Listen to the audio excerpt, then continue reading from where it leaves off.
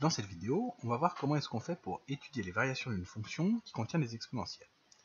On va le faire sur un exemple, on va étudier les variations de la fonction f, définie sur grand R l'ensemble des réels, par f de x égale moins 2x plus 3 fois exponentielle x. Alors la première chose qu'on peut faire quand on nous demande d'étudier les variations d'une fonction, c'est tracer la courbe qui représente cette fonction avec la calculatrice. Ici on obtient la courbe suivante, et en fait cette courbe va nous permettre déjà de conjecturer les variations.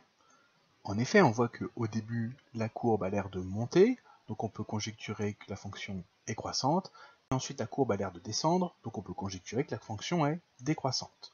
On constate que ce changement de monotonie a lieu vers x qui est égal à 1,5, et donc l'image, c'est f de 1,5. On sait déjà le tableau de variation à peu près qu'on doit obtenir. Maintenant, ici, on n'a rien démontré. Pour démontrer les variations d'une fonction, la méthode dans le cas général, c'est on dérive la fonction et on étudie le signe de la dérivée f' de x. Quand f' de x est strictement positif, la fonction est strictement croissante. Quand f' de x est strictement négatif, la fonction est strictement décroissante. Alors c'est ce qu'on va faire. Donc on va commencer par dériver f. Avant de dériver une fonction, on se demande sur quel ensemble elle est dérivable. Pour ça, on regarde quelle est sa structure algébrique, c'est-à-dire est-ce que c'est une somme, est-ce que c'est un produit, est-ce que c'est un quotient, etc. Ici, on a un produit. On a deux facteurs, on a moins 2x plus 3, et on a exponentielle x. Moins 2x plus 3, c'est une expression affine, c'est en tout cas une fonction qui est dérivable sur grand R. La fonction exponentielle, pareil, elle est dérivable sur grand R. Donc f, c'est un produit de fonctions dérivables sur grand R, donc f est dérivable sur grand R également. Donc, on va poser u de x égale moins 2x plus 3 et v de x égale exponentielle x. Quand on a un produit de deux fonctions, c'est ce qu'il faut faire. Et on dérive les deux. Pour dériver u de x, c'est une somme, donc on va dériver moins 2x, ça va nous donner moins 2 fois 1, c'est-à-dire moins 2, et on dérive 3, qui vaut 0. Donc u' de x, c'est moins 2. Pour dériver v de x, c'est beaucoup plus simple, puisqu'on sait que la dérivée de la fonction exponentielle, c'est elle-même. Donc on a v' de x qui est égal à exponentielle x. Maintenant, on va pouvoir déterminer f' de x, puisqu'il faut connaître la formule par cœur. Quand f c'est u fois v, un produit, et bien f' de x c'est u' de x fois v de x, plus u de x fois v' de x. Et on remplace. u' de x c'est moins 2. v de x c'est exponentielle x. u de x c'est moins 2x plus 3. Attention à ne pas oublier de mettre les parenthèses, puisque c'est tout moins 2x plus 3 qu'on va multiplier par v' de x, c'est-à-dire exponentielle x.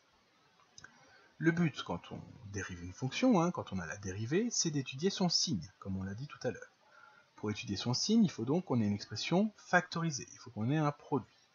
Et quand on aura une exponentielle, ça sera toujours la même chose en fait, on voit que exponentielle x apparaît en facteur commun. Donc on le met en facteur. Qu'est-ce qui nous reste quand on factorise par exponentielle x? À gauche il nous reste moins 2, et à droite il nous reste moins 2x plus 3. Ici, j'ai laissé les parenthèses autour de moins 2x plus 3, mais en fait, elles ne servent à rien, puisque devant, il n'y a pas de moins, et cette parenthèse, on ne la multiplie pas par un nombre, donc on peut enlever les parenthèses. Quand on enlève les parenthèses, ensuite, on va pouvoir simplifier. Le moins 2 plus 3 est égal à 1, donc il nous reste moins 2x plus 1 fois exponentielle de x. On a déterminé f' de x. On va maintenant pouvoir étudier son signe. Ça, on va dresser son tableau de signes. Dans un tableau, la première ligne, c'est la variable, c'est-à-dire ici x. Ici, on a dit que f' est défini sur R tout entier. Donc x, il va de moins l'infini jusqu'à plus l'infini. Ensuite, f' de x, on s'est arrangé pour ça, c'est un produit. Il y a moins 2x plus 1, et il y a exponentielle x. Donc dans notre tableau, on va avoir une ligne pour le signe de moins 2x plus 1, et une ligne pour le signe de exponentielle x. On a une ligne par facteur. Ici, il y en a deux, donc il y a deux lignes. À partir de ces deux lignes, en utilisant la règle du produit des signes, on pourra déterminer le signe de f' de x. Le signe de f' de x, comme on l'a dit au début, ça nous permettra d'avoir les variations de f. Alors c'est parti, on va déterminer le signe des deux facteurs. Moins 2x plus 1, c'est une expression affine, il faut savoir dire quand est-ce que c'est positif, quand est-ce que c'est négatif, il y a plusieurs techniques. Moi, ce que je vais utiliser ici, c'est, je me demande quand est-ce que je vais mettre des plus. Donc je résous l'inéquation moins 2x plus 1 strictement positif. Je fais moins 1 des deux côtés, ça me donne moins 2x strictement plus grand que moins 1, et je divise par moins 2 des deux côtés. Attention, quand on multiplie ou qu'on divise par un nombre négatif, ce qui est le cas ici, eh bien le sens de l'inégalité change. Donc là, on avait strictement plus grand, ça devient donc strictement plus petit. Donc on a x strictement plus petit que 1,5. Ce 1,5, c'est une valeur remarquable qu'on va mettre dans la première ligne. Maintenant, ce qu'on vient de voir, c'est que moins 2x plus 1 était strictement positif quand x était strictement plus petit que 1,5. Donc quand x est strictement plus petit que 1,5, on met un plus. Le reste du temps, c'est-à-dire quand x est plus grand que 1,5, on met un moins. Entre les deux, pour passer du plus au moins, on a un 0.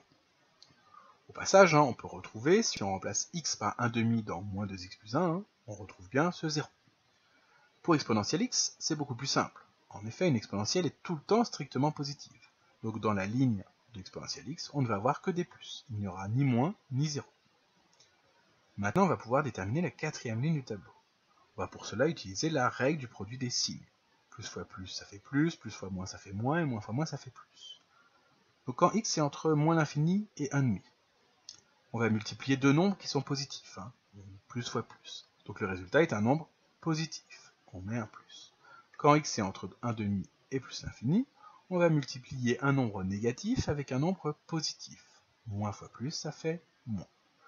Et il ne faut pas oublier de faire, entre guillemets, descendre les zéros. Quand x vaut 1,5, on va multiplier 0 avec un nombre strictement positif. Donc le résultat, ce sera 0. Maintenant, on va pouvoir déterminer les variations de f, c'est ça qui nous intéresse, puisque sur l'intervalle moins l'infini 1,5, f' de x est strictement positif, donc f est strictement croissante. Sur l'intervalle 1,5 plus l'infini, f' de x est strictement négatif, donc f est strictement décroissant. Il nous reste une chose à faire, c'est déterminer l'image de 1,5, qu'on va mettre ici.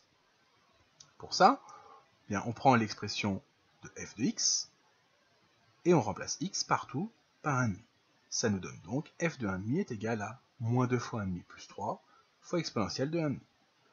Moins 2 fois 1,5, ça nous donne moins 1, plus 3, ça fait 2, donc on obtient 2 exponentielle de 1,5, ou encore 2 exponentielle de 0,5, c'est la même chose. Ça, c'est la valeur exacte de f de 1,5. C'est la valeur qu'on peut mettre dans notre tableau à la place de f de 1,5. On peut également, avec sa calculatrice, calculer la valeur approchée, on obtient que c'est égal à 3,297 à peu près. On a en tout cas terminé, on a bien déterminé les variations de la fonction f, on sait quand est-ce qu'elle est strictement croissante et quand est-ce qu'elle est strictement décroissante. Ça a répondu à la question qui nous était posée.